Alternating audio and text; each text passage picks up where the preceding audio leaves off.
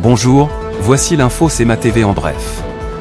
4 élus de la région mettent tout leur poids dans une campagne de financement visant à amasser 450 000 $ pour la modernisation des installations et l'entretien adéquat du club de golf Saint-Pamphile. Ils auront le défi de mobiliser les entreprises et les partenaires locaux pour la relance pérenne de ce joyau de la Côte du Sud. Ce sont Mario Leblanc, maire de Saint-Pamphile. Normand Caron, préfet de la MRC de Lillet. Bernard Généreux, député fédéral de Montmagny-Lillet-Kamouraska-Rivière-du-Loup. Et Mathieu Rivet, député provincial de Côte-du-Sud.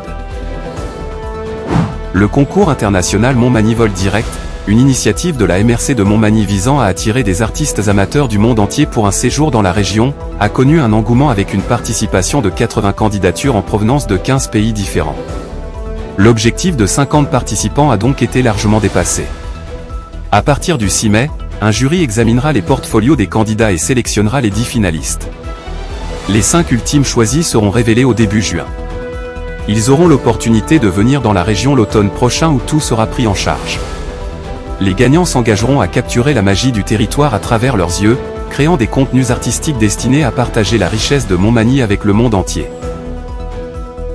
Plus de 20 personnes ont pris part au grand ménage du printemps dimanche à Montmagny, une action initiée par Annie Beaumont et organisée par le comité de la famille et des aînés de la ville de Montmagny. Le parc récréatif, le terrain multisport La Prise, la promenade du bassin, les abords de la rivière du Vieux Moulin, et le jardin des Souches ont rapidement été nettoyés de leur détritus. L'Everest de la Côte du Sud n'aura jamais été aussi près de remporter un premier championnat dans la Ligue Junior 3A du Québec. Menant la série finale 3-2, l'Everest tentera d'écrire l'histoire, ce soir dès 19h30 au Colisée Jean Béliveau de Longueuil.